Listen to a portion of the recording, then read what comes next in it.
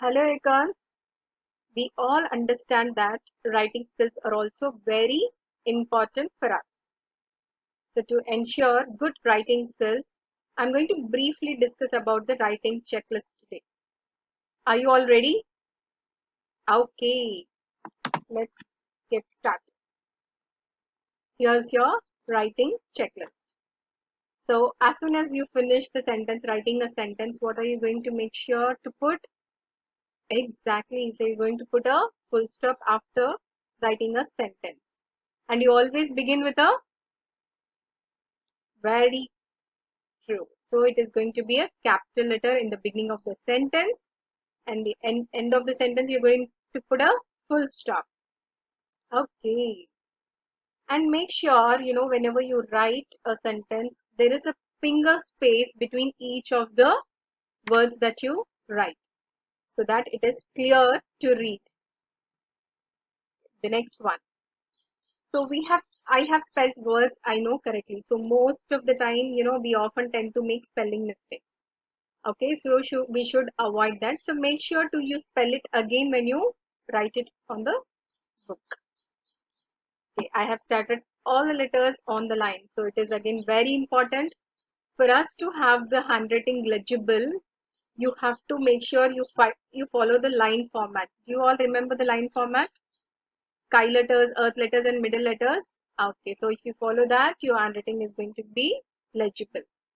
And the last one, I keep on reading back to check for sense. So whatever you're writing, for example, you have written a small paragraph or something. So you need to always read it back to check whether you have written it correctly or not and whether it is making sense. Got it? Understood? Okay, I hope this will help you. Okay, and it's time for us to quickly recap as to what we read in the last session. First question. When Bala looked around, where was he? True, he was near the well. And Bala threw a stone into the well and observed something. So as soon as he threw a stone into the well, he observed on the water surface. What did he observe? I could hear ripples. Is it correct? It is the right answer. And the last question. What did Bala do after sitting down? So he wanted to rest down his legs and he sat down. After that, what did he do? Correct. So he picked up one of the books from his bag and he started reading. Correct? Okay, well done. Good job. Let's start with the reading. So with that, we are done with the chapter in the garden. And today we are going to start new chapter, Buka Sura. Oh, the title sounds very interesting. Buka Sura. Let's see who is this person going to be. Okay. Okay, hope you are all on page number 48. If not, quickly go to page number 48. Ready? Okay. There, before Bala, stood a giant.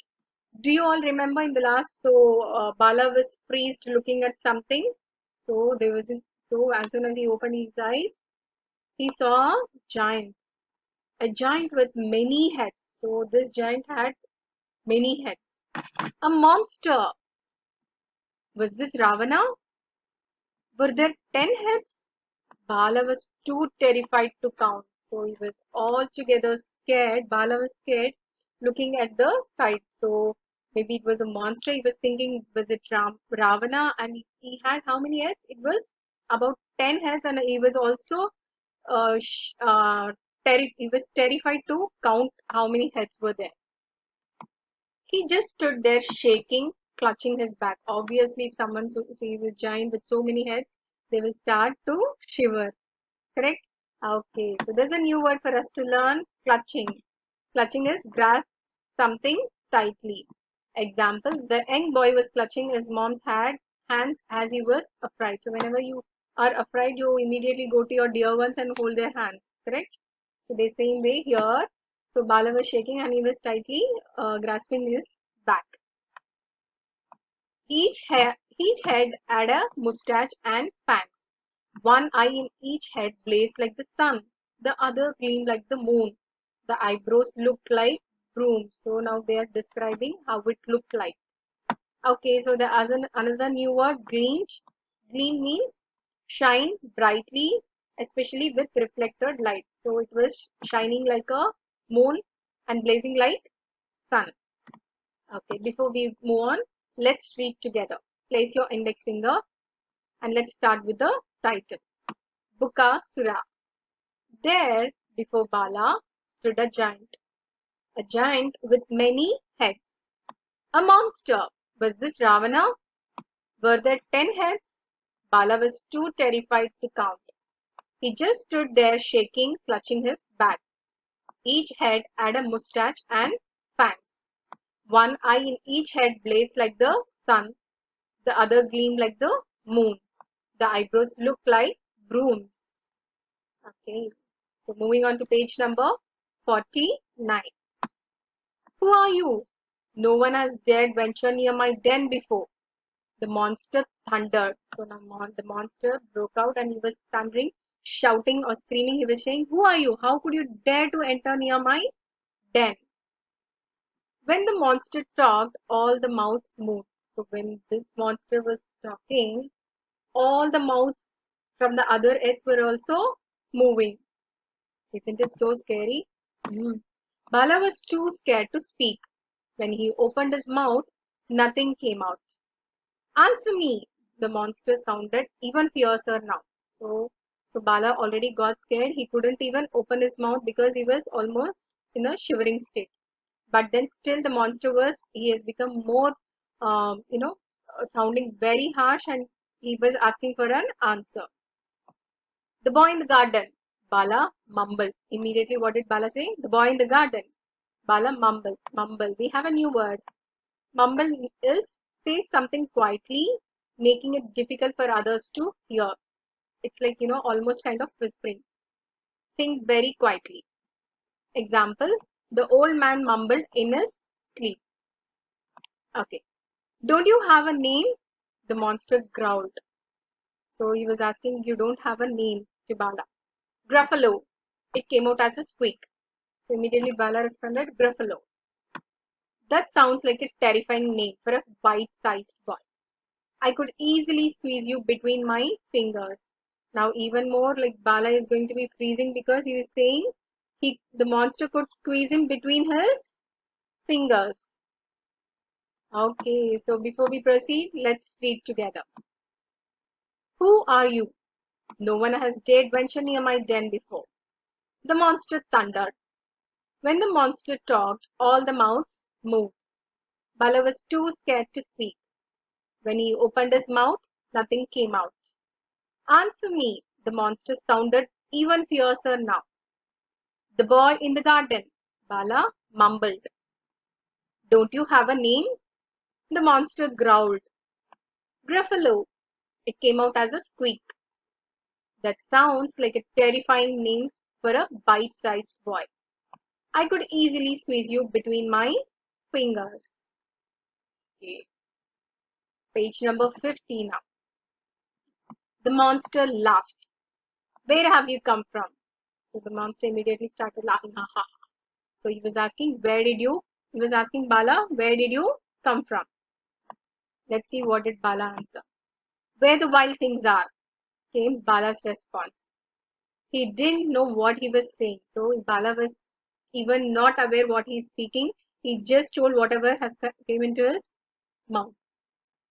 He was just saying the first thing that came to his mind. They happen to be his favorite books. Okay, so seems like he's immediately responding with his favorite book names. Do you have food? What have you brought? It's been ages since I've eaten anything. So Monster was asking whether you have any food with you because he hadn't eaten anything since long time. Bala shook his head. No, David. David? That's not my name. I am Bukasura. He boomed. So now this Bukasura is the monster. Okay, so when Bala was saying no, David, the monster was saying no, I'm not David. He is Bukasura. What on earth did you think I was? So what monster was asking, what do you think I'm on this earth? The pleasant Rakshasa. Bala was barely audible. So again he was immediately recalled the book's name and he told the answer as The Pleasant Rakshasa. What do you have in that bag? Now, Monster is asking, what are you having in this bag? Okay, let's read together. The monster laughed. Where have you come from? Where the wild things are, came Bala's response. He didn't know what he was saying. He was just saying the first thing that came to his mind. They happened to be his favorite books. Do you have food? What have you brought? It's been ages since I've eaten anything. Bala shook his head. No, David. David? That's not my name. I am Bukasura. He boomed. What on earth did you think I was? The pleasant Rakshasa. Bala was barely audible. What do you have in that bag? So we missed to learn about this new word boomed. Boomed is a loud sound. So here even Bukasura was like, he told it in a loud voice that he is Bukasura. Okay, so that's all for reading today, and let's try to understand more about proper noun and common noun. Okay, so there's a quick task here. Let's identify and circle the common and proper nouns from the pages we read 48, 49 and 50. So can we all quickly go to pages 48, 49, 50 and circle the common and proper nouns? Ready? Okay, if you don't have your pencil, quickly pause the video, go and grab your pencil and we'll start circling them. Okay, so now moving on to page number 48. Okay, let's quickly identify. Come on, tell me the common and proper nouns. Okay, Kasra. Okay, starting from here. Bala is a proper noun. Giant, common noun. Heads, monster, common noun. Ravana, proper noun. Okay, and then okay, mustache and pongs are common noun.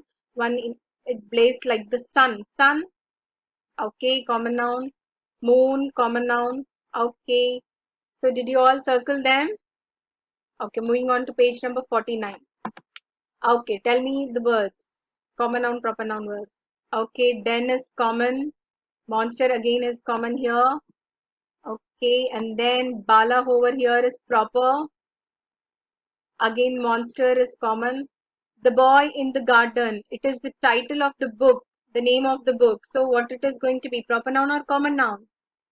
Exactly, it's going to be a proper noun in this context. Okay, name is common here. Gruffalo is proper noun. Okay, boy is common noun. Okay, fine. And then page number 50.